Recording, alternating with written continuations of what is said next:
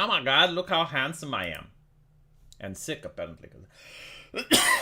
Feel the need to cough. What a horrible way to start the live stream. But hello, everyone. Welcome to the show. Glad you are here. And I just wanted to point out that every single time there's a new conflict starting somewhere in the world, people usually say, especially on the mainstream media, and they're going like, "Oh, this is World War III, you guys. World War III. Can this? No, sorry. Can this expand into World War III? Like this is like you open the television and you see like someone in a suit. It has to be a suit, and they're always serious, like poker face. Do you think that this can expand into World War III? Every single time. But Tim Pool, which is usually all about civil war, World War III, Tim Pool didn't say anything, which has me worried.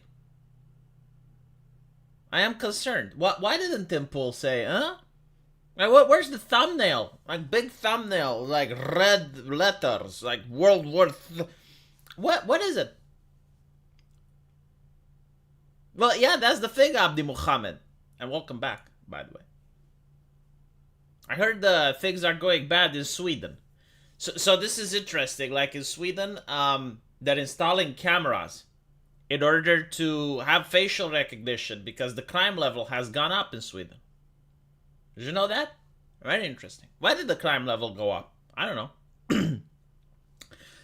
It's also interesting that they need them in order to stop the fighting. Like, how did police do it in the past, though? Huh? Like, for some reason, like, for thousands of years, people managed to crack down on crime without facial recognition software. But now it needs to be done, it seems. It's not good. It's not good. Tim Pool didn't want to scare his top donors? Why would they be scared? Hey V, have you seen Germany moaning about non-ecological Romanian new gas pipeline from new massive deposit? Yes, it's very interesting. Once their pipeline is gone, all of a sudden natural gas isn't green. For those of you who haven't followed real politics, like the Germans like to call it, they actually managed to get the European Union to pass natural gas as green. I'm not shitting you. Like, it's a thing.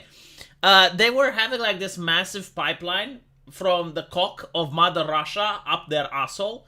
And they were like, sure, you know, like gas is green, you guys. And now that they don't have the pipeline, now they're like, oh, actually, Romania, how dare you? The thing that I notice is that Germany is trying to piss off all of Europe. Like unironically. So they're pissing off Italy. They're pissing off Poland. Who else did they piss off? Greece. They pissed off Greece. Now they're trying to piss off Romania. I mean, do they? They're madmen, aren't they? Do they stop at some point? Do they like, okay, well, we pissed off too many countries. Maybe we should stop a little bit. Who's next, you think? Who's next in line? They pissed off Hungary or not yet? They tried pissing off the French as well. Like, they were telling the French to turn off their nuclear power. It's like, oh my god. It's like, okay, look, if you want to cripple your energy grid, that's fine. But allow other nations not to be insane like you are, you know? Oh yeah, they did piss off the UK. I mean, they keep pissing people off. I don't know, like, I think, like, in the German parliament is literally, like, they have two agendas. Number one, to demonize the AFD. Number two is to piss off European countries. I don't know how they do it. Do they draw lots? Like, how do they decide which country is on the agenda today? Invite Dev. Dev isn't even here. Why would I invite him? I would just start arguing with him over this. I feel like made a point. This is why I didn't even want to be with him. And it's like a little bit bizarre, you know, like a little bit bizarre seeing people from Hamas just going into Israel like it's a cakewalk. You know, from what I know, is like one of the most defended borders on the face of the earth. So like, there's only like two hypotheses that I have, right? Like, number one, there was like treason. Like, someone within the country just allowed it to happen. Or number two, it was done on purpose. Which one is it? I don't fucking know. But again, it's like the most defended border in the world. except for North Korea. I think like that one is a little bit more defended. But like you have people from Israel that out on YouTube and they were like, yeah, I served in the military. Like we had contingency plans for this, and you know it was made sure that it wouldn't happen. So, was it corruption? Did someone steal the money? Like what the fuck happened? Like that would. Who's going to resign over this? It's a little bit bizarre, isn't it? Technically, they paraglided into Israel. From what I understand, not all of them. But even so. Like, you need a plane to paraglide, don't you? And how many paragliders can you have? Because I understand, like, a couple of them did. Yeah, like, a couple of them did paraglide. But, like, but it's not even that. How do you smuggle... How many rockets did they fire? How do you smuggle that amount of rockets and no one figures it out? Like, rockets are big. They're not very small, right? It's not like a petard. No, it's like a rocket. A rocket. It's big. How do you smuggle that shit in? And how do you smuggle like thousands of them in? I don't know. It's just weird. Yeah, I mean, I don't know. It's just like a hypothesis, you know? Like people will say conspiracy theory and whatnot. It's just like, isn't this like a reasonable question that has to be asked, though? Like I'm fine with an answer, you know, whatever it is. But it is a question that should be asked.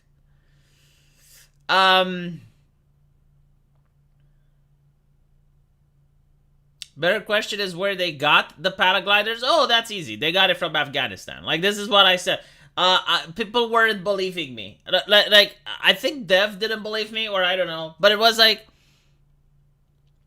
the most bizarre shit. So Hamas is saying that they got it from Ukraine, right? And a lot of people like believed Hamas. It's like, why would you believe? Okay, so like if Hamas got it from somewhere, why would they? You know, like this is a PR shit. Like this is, you know, in every war, the information is important. So like, if they said they got it from Ukraine would have been like the least suspect in my mind. Why would Ukraine give them weapons? I mean, sure, you know, obviously you don't have like strict control over every single rifle that happens to be in a combat zone, and it's possible, you know, like some small arm fire managed to. Okay, fine, but Afghanistan is like literally in the region, and the United States like left a lot of weapons there. And when you look at the weapons that Hamas was having, they were U.S. military-grade weapons. It's like, hey. It's not, I mean, my favorite was like, yeah, but like the people from Afghanistan don't like Hamas. I think they like money, number one. And number two is probably they also don't like who Hamas doesn't like, you know? So, it is what it is. I will tell you this though, like if you know a little bit about modern warfare, and we're talking about like just the pure logistics of it, the war in Ukraine has used a lot of artillery strikes, right? So I think like in the Battle of Bakhmut, or what is it called, Bakhmut? I still can't fucking pronounce it. They used more than half of the supply that the world produces of artillery in one day. And they did that for like a couple of weeks. They kind of depleted most of the artillery shells, both from NATO and from Russia. Like, this is what they don't tell you, right? So like the Russians are like, oh, well, they ran out of ammo. And it's true, because you have like the UK, you have the US, like they made similar statements that they're running low on ammo. But also, Russia is running low on ammo as well. You know, it takes two to tango. So they're both running low on ammo. Now, if you look at what's happening in Israel right now, the supremacy that Israel has, especially with Gaza, is artillery strikes. Like, they don't want to go in there. It's a kill zone. It's like, it's one of the most densely populated region on Earth. And on top of that, you have radicals. Like, literally, they can hide everywhere, right? So artillery striking is pretty much like one of the ways that they have dealt with in the past. But what do you do when there's no more artillery strikes? Because you ran out of ammo. Again, like, the world is running out of ammo. It's not like just... and on top of that, they have to do something because the Hamas has taken prisoners. So they can't just, ignore the fact. Airstrikes are very expensive. So I do believe it's like there is a reason why they decided to go in now, like why the conflict was started now in particular. And also take into account that they can't commit too much to the effort because Israel is surrounded by states that aren't necessarily friendly. So they also have to make sure that they leave some defenses for that area, and it's a clusterfuck. I mean, yeah, obviously they're going to produce more ammo, but it can't be done just by snapping your fingers. It takes time. Hey V. Alright, I read this one. Yugo Karfan. Yugo Karfan? I don't have a Karfan. Paragliders now need a license and a background check. Do they, though? Britain literally said they've given everything they can officially. Russia is not running low on ammo. I don't think so, looking at the battlefield, no. If they actually had more ammo, they would have used it. No, it is running low. Not on all ammo, by the way. So we're not talking small hour fire, tank shells. No, we're talking about artillery. They're running low on ammo. It's like I do think like this is going to be when the war is over and you get to see the results. The fog of war is gone. Probably one of the most intense artillery fire battles in our lifetime. Bakhmut.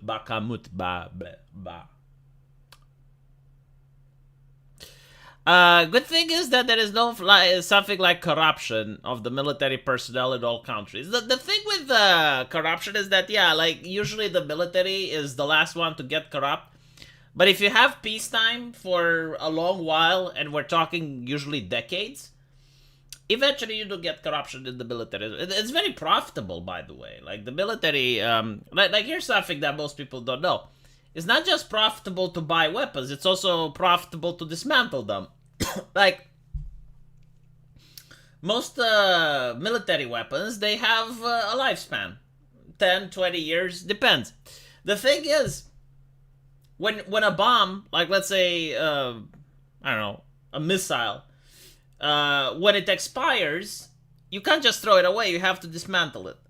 Like, you have to blow it up, somehow. You can either do like a fire drill, but sometimes you have so much ammunition that, well, you can't really do the fire drill. Or you can pay people to dismantle it. And apparently, like, being paid to dismantle rockets and shit is very expensive. So, you can make a lot of money out of that, you know, so if you're into corruption business. 90,000 artillery rounds were fired by the United States in 2 hours during the Gulf War. Yeah, but as I said, during our lifetime. That happened before my lifetime. I mean, if you want to technically talk about, like, the biggest number of artillery strikes, I think that was during World War I. Yeah, I don't think even World War II matters to have a battle with more artillery strikes than World War I. The mother of all bombs, they wouldn't. It's, I mean, Jesus. Again, the area is very densely populated. It looks bad. It just doesn't look good. Doesn't look good on television. Speaking of looking good, speaking about the optics, when the whole thing started, there were some really gruesome images on Twitter.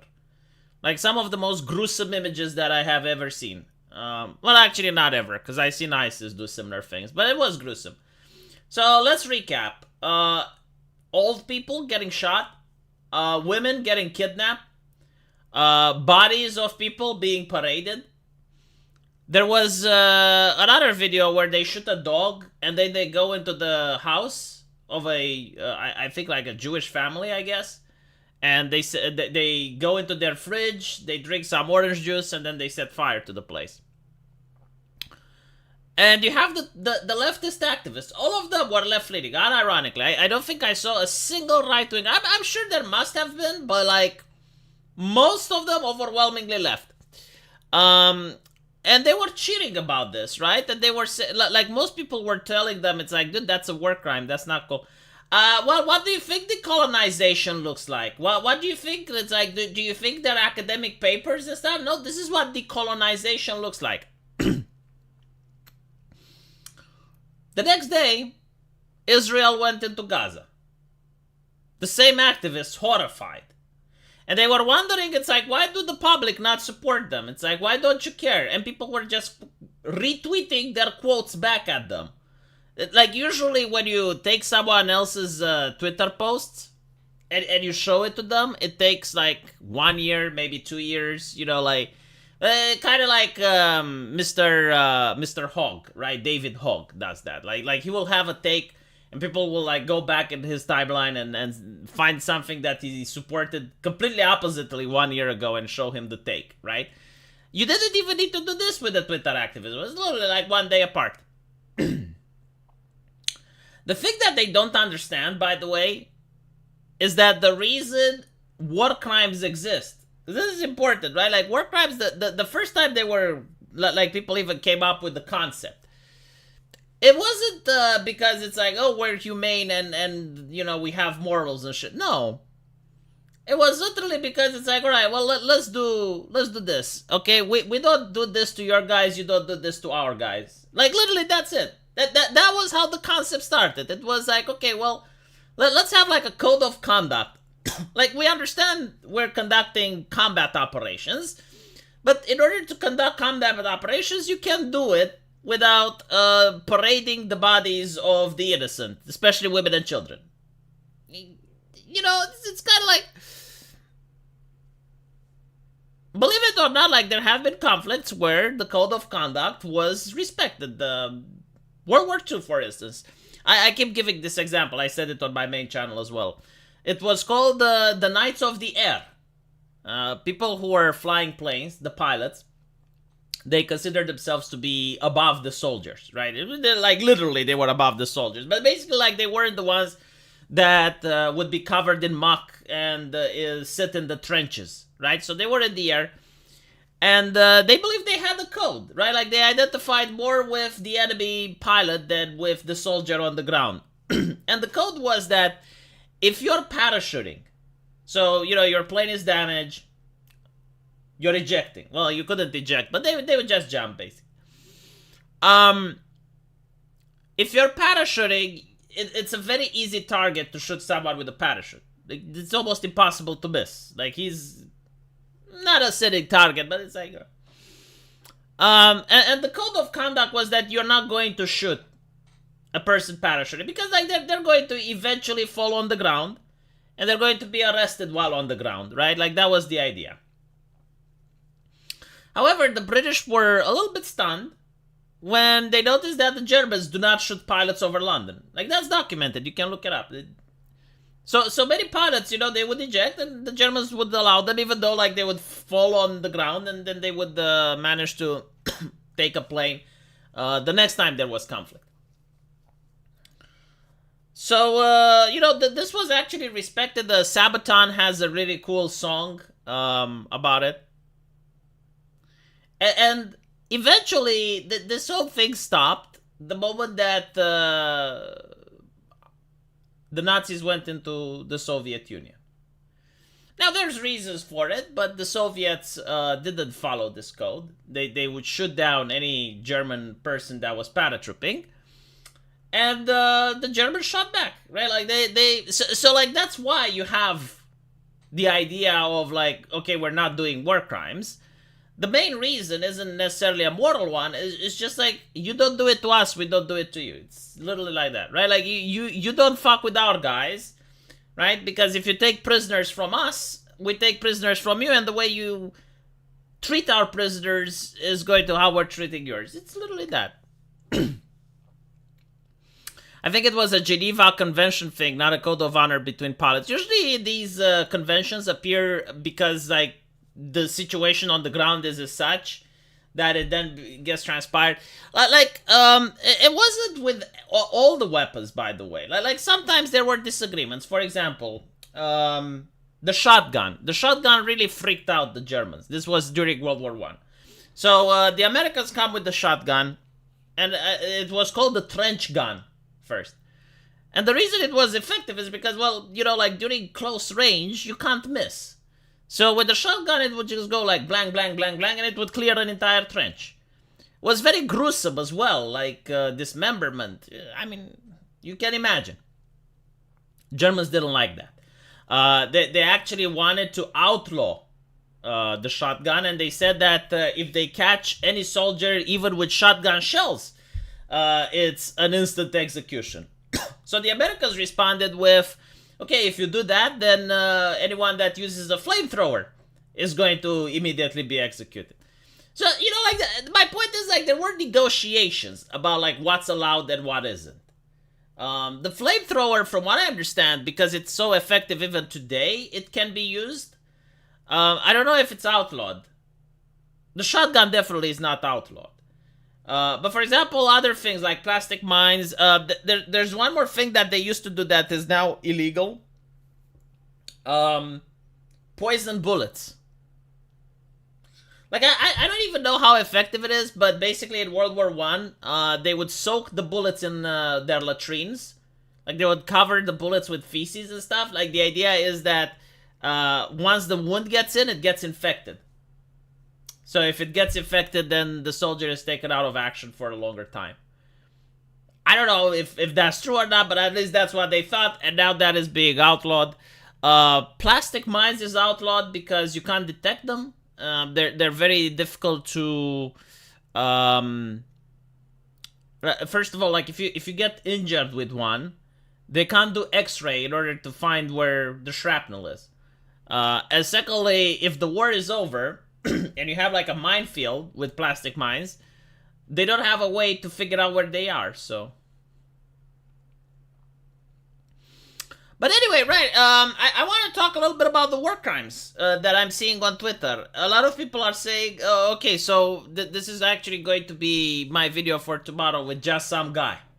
Just some guy is posting cringe yet again. Let me see if I have the whole thing, because it's just like the most bizarre shit that I ever seen. I'm starting to think that the man wants drama. There's no other explanation, right? I genuinely like do not like going after people, for no reason. Like, oh my god, you posted this, so now I need to make a video. I usually don't do that, but every now and then, like, someone posts something so bizarre, so monumentally dubious, that I do feel the need to make a video. So here you have just some guy, which is saying, hold on a minute.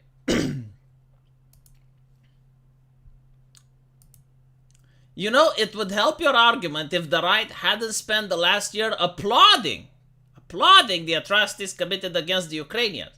The right doesn't seem to have a problem with rape or child murder as long as it's done by people. What the fuck is he talking about? Like, okay, so,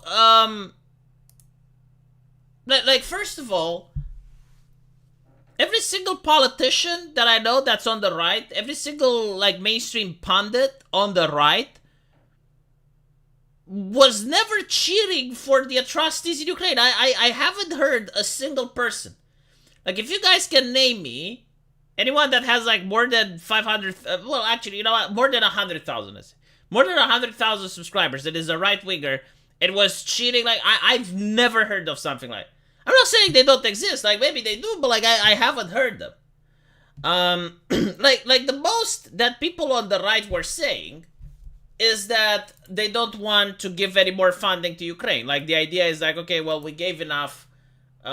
it's time to pull out. Like, that's like the most extreme right-wing position, is that there's like no desire to be invested in the conflict, and that's it, right? And that's like the most far-right position that I can think of.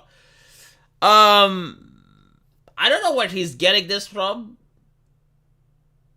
Short Fat Otaku did? I don't think, like, Short Fat Otaku was cheering what atrocities. Like,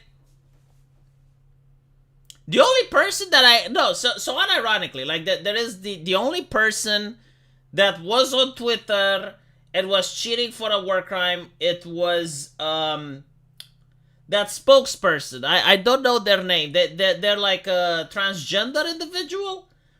And I don't think they're the spokesperson anymore. I think they got fired from the position. But it was a video where there was this drone over a Russian soldier that was surrendering, and they were like purposefully dropping ammo around the soldier and watching the soldier crawl away. And this person was cheating it, and then everyone else, including left-leaning people, were saying, "Dude, that's a war crime. Like, what the fuck are you doing?" But like that was the only thing, right? Like that was like the and not to mention the war crimes that I'm seeing from Ukraine and Russia are usually Russia has launched a missile into a school, or they destroyed a building that had people in it. Like that's the war crimes I'm seeing from that front. Which again, like, yes, they're horrible, but you don't see what Hamas did, right? Like, you don't see just soldiers like just gunning down people in the middle of the road, and then like taking women and parading their corpses, and like it may happen, but I don't see them. I'm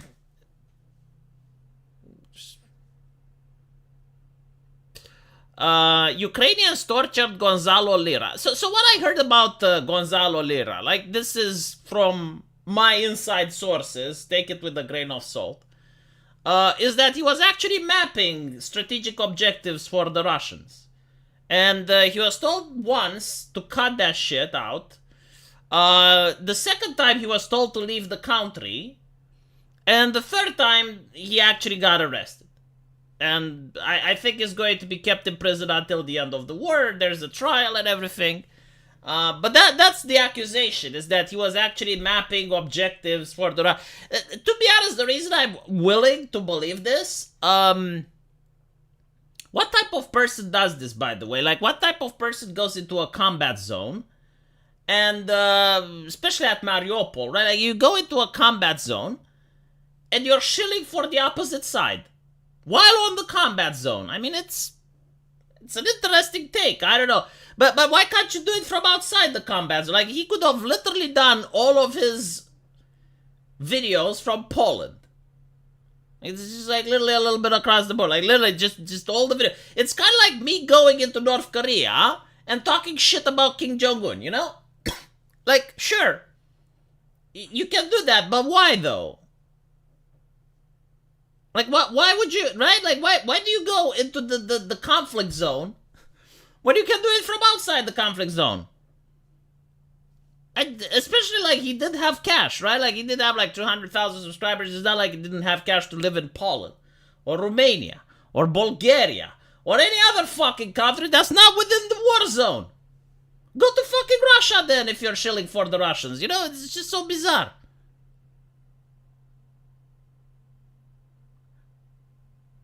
But like, am I not making sense? Like, am I saying something that's... Maybe he does have a reasonable explanation. I don't fucking know, but it's just so fucking bizarre. Like, imagine being a German, and you're going during World War II, you're going into London, and you're starting making agitation and propaganda for the Germans, then you go Pikachu face when the British police comes knocking at your door. It's like, dude, it's wartime. Like,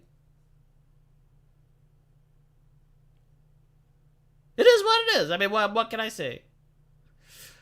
Not to mention, like, people who are thinking that he is, like, a political analysis genius. Because I watched some of his videos. But, like, first of all that tells me about it is that he genuinely believed that the place where he was at is going to be liberated by the Russians. I mean, when you make that prediction and your life is at the line...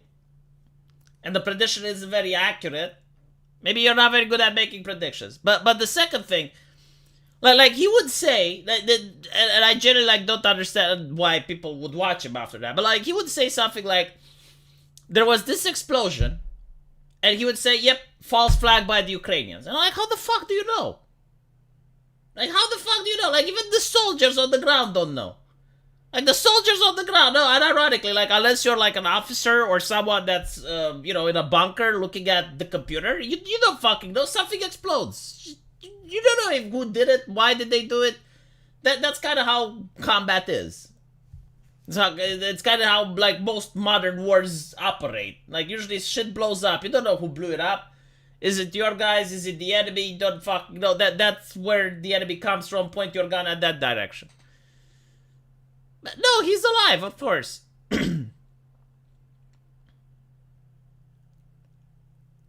Pretty sure they could just have taken him to an airport. No, they're keeping him in prison. Why waste money on him? They're keeping him in prison until the war is over. It's incredible Ukraine took so long to arrest him. Well, he is an American citizen. And from what I understand, he was given 2 previous chances. It's not like they just arrested him once. He even talked about it. Like, there was a period of time where he disappeared. And then they actually said that, well, actually, you know, the Ukrainian Secret Service had to talk to me and blah, blah, blah. I mean, the man was given opportunities. I don't know what to say. It is what it is. If you don't like him, deport him. Yeah, but it's not how it works. Look, if you have like a Chinese spy... Okay, perfect example. Canada had, what was it called? The Red Queen, right? The Chinese spy. Did they deport her or did they arrest her?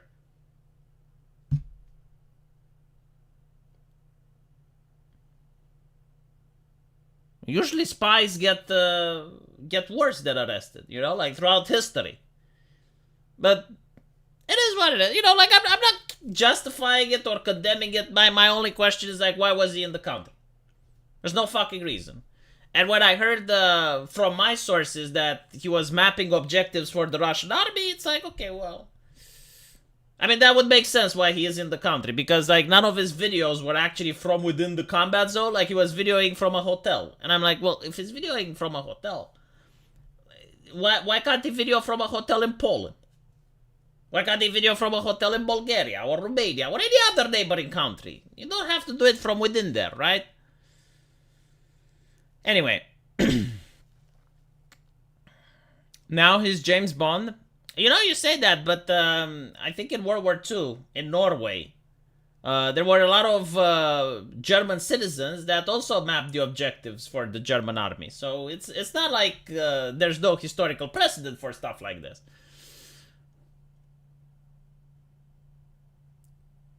Not leaving the country if it was in his apartment. Yeah, but like, dude, if it's a war zone, and you're talking shit about the army that is on the ground that you're occupying, makes no fucking sense. Like, either you stop talking shit and you sit in your country, or you leave your country and you talk shit. What else do you want me to say? I don't know. It's not a good idea.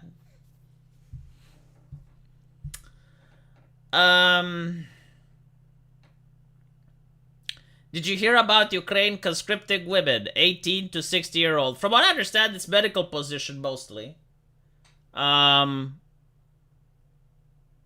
Definitely, like, not frontline stuff, but it doesn't surprise me. It's a war. I mean, but I also see that in Ukraine they're rebuilding Kiev, which signals the fact that it's unlikely, at least they believe, it's not going to get sieged. Because if you think that the town is going to get sieged again, you probably don't rebuild it right away.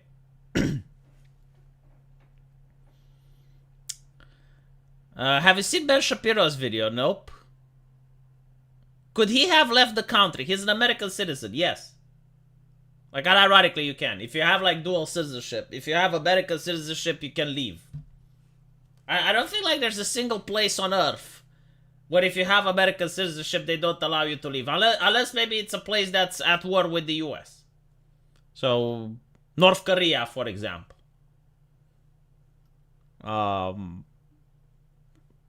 Unless you get arrested. But in most places on Earth, like even now in Israel, I bet. If you have like Israeli and US citizenship, I don't know if you can do that. I have to check. I think you can have dual citizenship, right?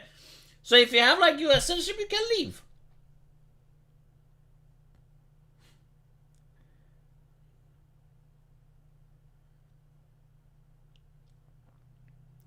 Russia is sending 16-year-olds to boot camp to work in factories.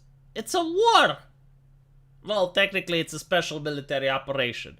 I genuinely don't understand why people are so shocked about these things. Like, what do you think war means? No, unironically.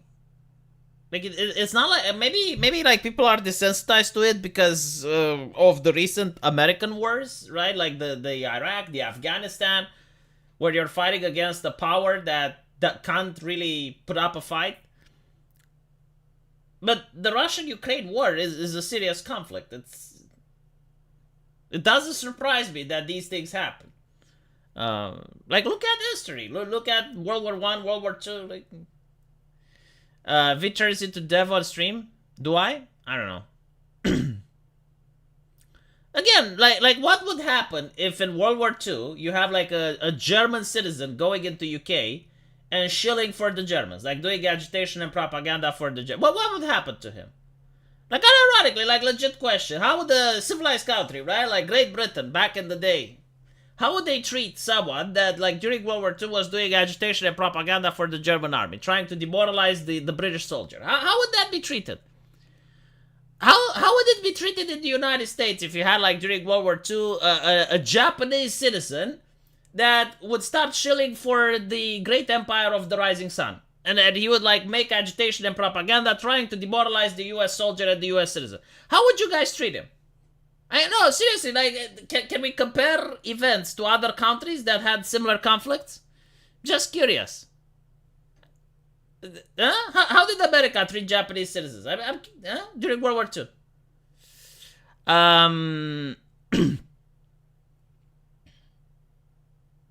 It is World War III, but they will not call it that.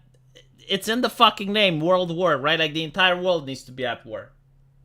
I mean, I'm not saying it can't get worse, but, like, unless you have, like, the world at war, it's in the fucking name, right? So you'd have at least all the continents, all the major powers, and all the continents fighting each other. It's not a world war. Don't get me wrong, it is concerning. It is definitely concerning that more and more countries are having conflicts in modern times. It is not good. But I wouldn't call it a world war.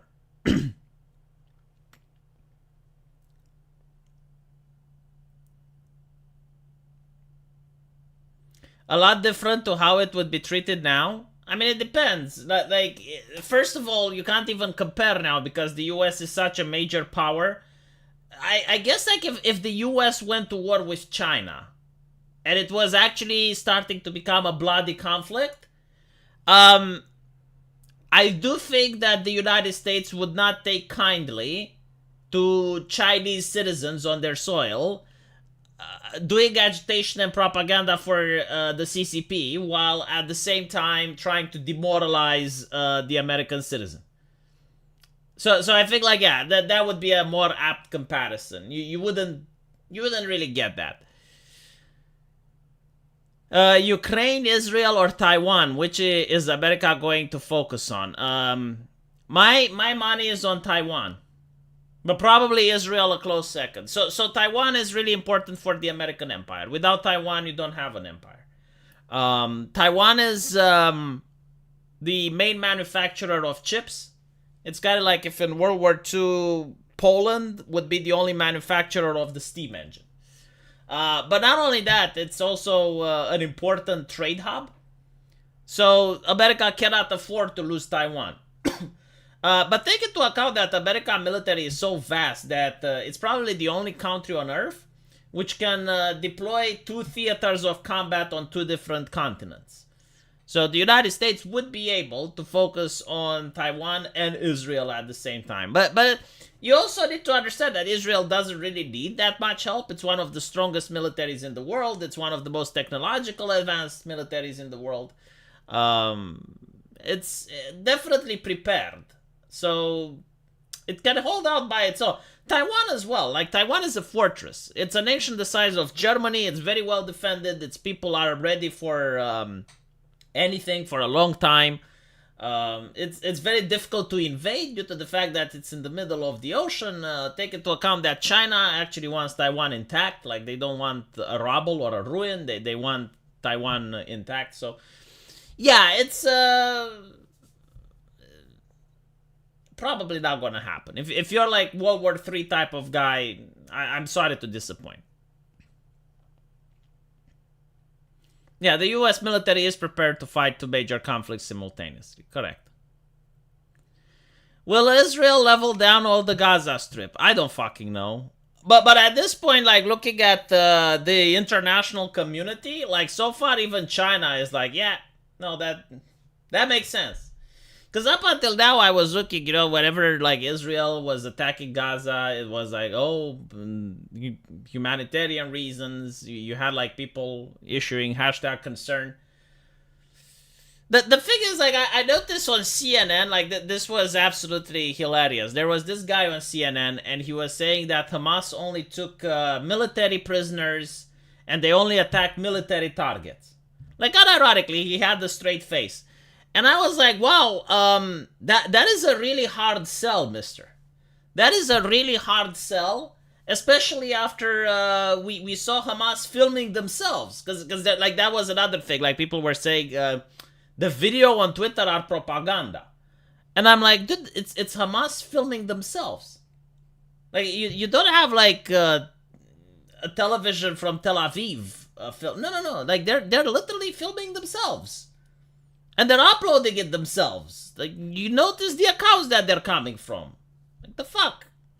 It's a very difficult sell to say that they're staged, they're propaganda, they're like... No one was forcing them to do it. They did it themselves. Taiwan is the legitimate government of China. That is actually correct. Like, many people don't know the history, but during the Chinese Revolution, the actual voted democratic Chinese government, they sought refuge on the island of Taiwan. Mao tried to take them, but the United States intervened, and they said that if they don't back off, they're going to nuke China. And China was like, okay, shit. They weren't actually going to do it. I think it was like, it was a vote away from being done. So China immediately went like, all right. It's a massive stretch of the word legitimate? No, I don't think it is. No. I think it's within reason.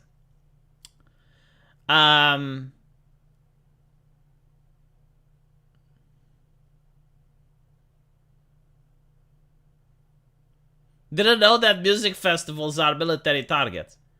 It's not that. It's not that they're military targets, but you had, like, tourists. You had people from Philippines, for fuck's sakes. Like, what did people from Philippines ever do to Hamas? You had, like, people from Philippines being abused, and they knew that was, like, a person from Philippines. They don't fucking care. There were, like, people that were tourists, like German tourists and shit. Doesn't look good. Doesn't look good on camera. Not good at all. So, it's very difficult to farm sympathy points, right? Because, like, this was pretty much... Like, here's the thing, right? Like, Palestine doesn't have, like, the same strength, the same numbers, like, the same wealth that Israel has, right? So, like, the way that they could win was on the international scale. Like, they would go around and they would say, look how we're being oppressed, look how we're the underdog, look how bad it is, right? And then the other people would be like, oh, okay, well, let's put sanctions on Israel. That was the strategy, right? That was the thing. But after you show videos like that, which go viral on Twitter and everyone sees them, this tactic doesn't work anymore. It's just... And again, it's not just that, like the activists are trying to say, well, yes, but this is decolonization, like, these people are upset because, like, they've been oppressed for so long. What did people from Philippines do to you? How did the people from Philippines oppress you? What did they do? How? Philippines. I can't point Philippines on a map. Do I have someone from Philippines here? Probably do. It's like, I don't know where you're from. But I can't point it on a map. I don't know. Like, so, and by the way, attacks on other people, like Romanians. Well, on television, like, Romanians being shot at. It's like, why do you shoot at Romania? What the fuck did they do to you? We have good relationships with the Ottoman Empire. I think like we have one of the only mosques built by Christians. The mosque at Constanza. Got a rich history. It's during the Romanian Independence War, where we fought the Ottoman Empire with the Russians. There were a couple of Ottomans that lived here on Romania, and they didn't really appreciate the life in the Ottoman. It was a little bit too strict, and they basically said, if you don't oppress us and you give us rights, then we're going to fight on your behalf. Yeah, so we went to war against the Ottoman Empire, and I think we had like 2 divisions of Janissaries. Janissaries were actually elite troops back then, but it's kind of interesting, you know, like 2 divisions of knights, pretty much. And after we won the war, they were like, okay, well, we fought for you, we bled for you, like, give us rights. And at the time, the Romanian king said, yeah, you're going to be allowed to have your mosque, like, we're going to build you a mosque, but you don't get to, we're going to vet your mufti, so you can elect whatever mufti you want, but it has to be vetted by us. And I think there was another condition, you only get to pray at that mosque, like you don't get to build more.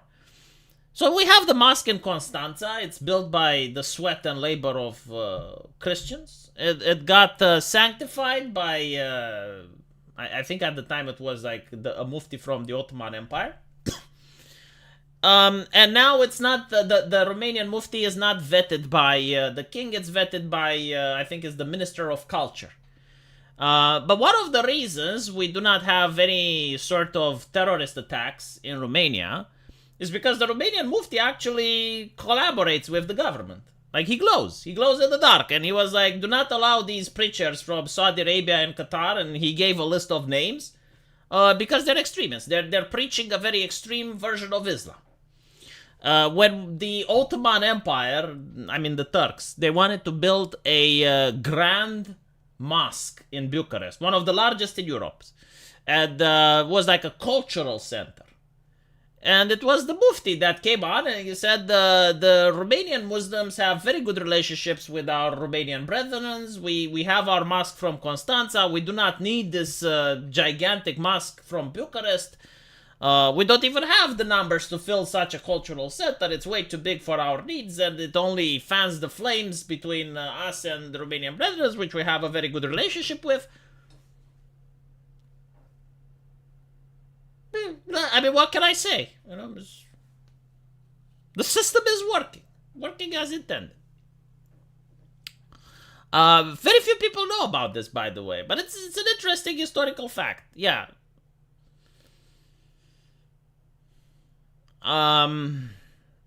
My brother in Christ, Islam means to totally give your soul entirely. Sure, but it also takes into account historical precedents.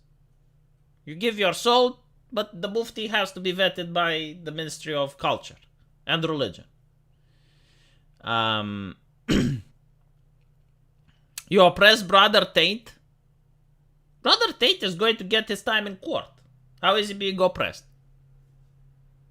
By the way, speaking of oppression, I see a lot of leftists, and if you want to trigger them, this is how you can do it. It's very funny. There's a lot of leftists on Twitter that are supporting Hamas. And if you want to trigger them, you ask, what is Hamas pronoun policy? It's a good question. Like, right? Ask them. Because most of them are LGBT as well. Like, they have the flags. And you ask them, so if you like Hamas so much, what is their policy on pronouns? Like, if you were to join, like, where do you state your pronoun? Do you put it on, because they have like this green bandana, is it like on the bandana? Is that, because I don't understand the letters, right? Like, it's in Muslimic, it's in Arabic. And maybe that's the pronoun, right? Because it's got like slashes on it. Like, because you have like he/him, right? So like maybe that's what it says? And can you help me translate? Because I don't know. Is it their pronouns on their bandana? They have like a little sword as well. They get upset. They put you on block. They block you.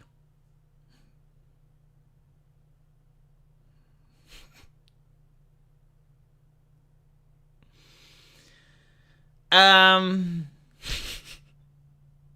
think it's they/them, right? It's like they, them pronouns.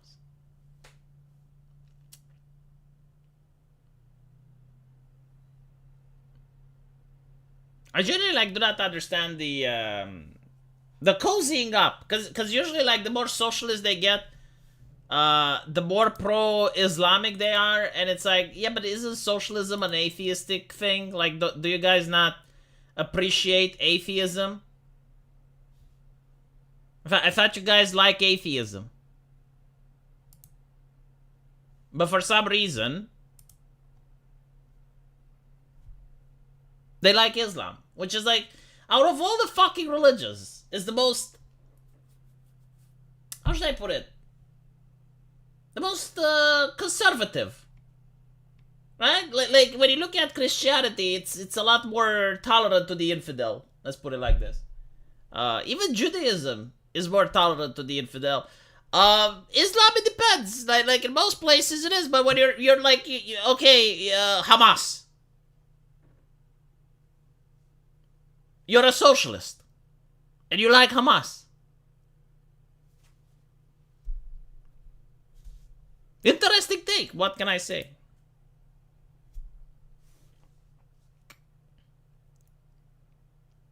Can already hear the power plus privilege argument.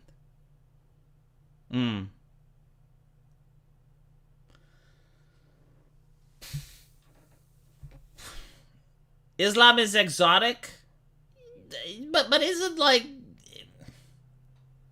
okay, what does exotic mean? Like from far away? Is that what it means? It's from far away and harsh climate? I mean, if you're looking at far away and harsh climate, so is Israel. Why do they side with Hamas?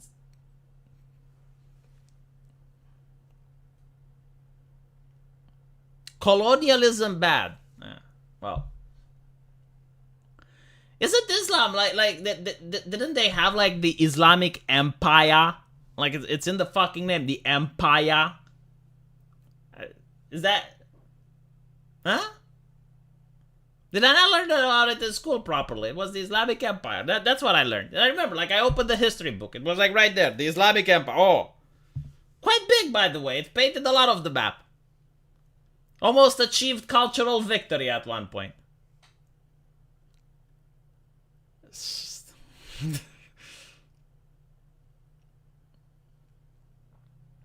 Multiple empires. Look, Julian knows. It's multiple empires. It's true. Yeah, they did have multiple empires. The Caliphate. Oh, there we go. The Caliphate. ISIS wanted to restart it. Caliphate. Maybe that's why they don't know about it, right? Because they don't know what caliphate means. They know what empire means, but caliphate is not in English, so the leftist doesn't understand. That's how you can hide things from the leftist. You use it in different languages. They get confused. Oh, by the way, speaking of Egyptian colonialism, like one of the leftist talking points, this is absolutely hilarious. One of the leftist talking points is that the British stole from the Egyptians, right? So like if you go into a British museum, you get to see that they have a lot of exhibits with mummies and pieces from Egypt, and it's like they stole from Egypt. Meanwhile, actual Egyptians, they're like, we're so glad that the British came, because before they came, no one cared about our culture. Like, it was just like rock and sand. No one really even looked at it. And then the British came and they managed to put us on the map. Like, they were so impressed by those relics that they're now in a place where everyone from the world can go to Britain and see it. As did the French, yes. It's kind of like, imagine if you have like a very small YouTube channel that no one watches, right? So you got like these videos, and maybe they get like 100, 200 views, but like it's no biggie. And then fucking PewDiePie takes your videos, puts them on his channel, and everyone gets to see them. And now you're getting traffic to your channel as well.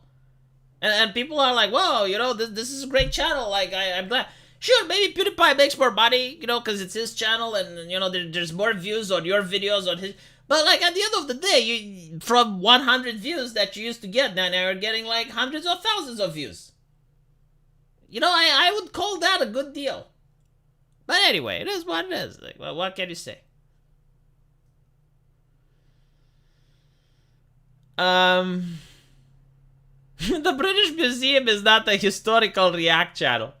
No, but it's a good, right, it's a good comparison. Like, I'm sorry to say, it's like you have someone bigger, right, like an empire, that makes the thing, because before the British, no one knew about the Egyptians. I mean, people knew about the Egyptians from the area, but like no one knew the culture and the resemblance, and it was popularized, not just by the fact that the French and the British, like, had museums about it, but works of art as well, like a lot of literature, a lot of books, movies, video games.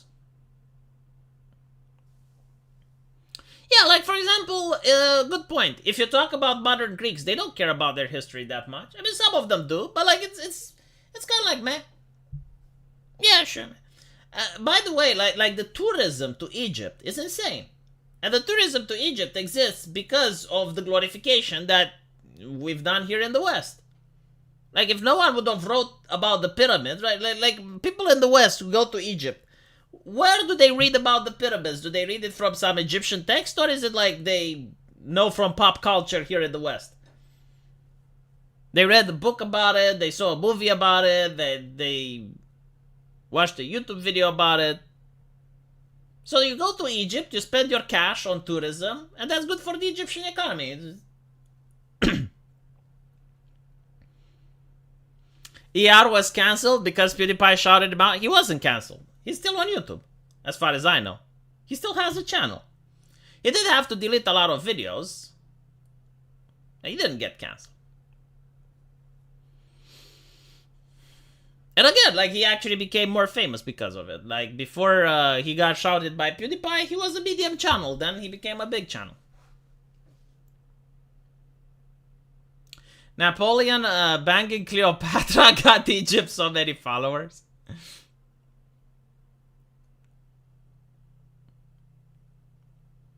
He definitely deserves credit, just not only him. I see. He's one of your role models? The Mummy was a good historic movie. It doesn't matter that it wasn't historic. Like, the very fact that you're making this a pop culture thing. It's kind of like anime, you know? Anime isn't historic, but, like, there's a lot of people that want to travel to Japan because of anime. Like, without anime, Japan's tourism would definitely lose a couple of big percentages.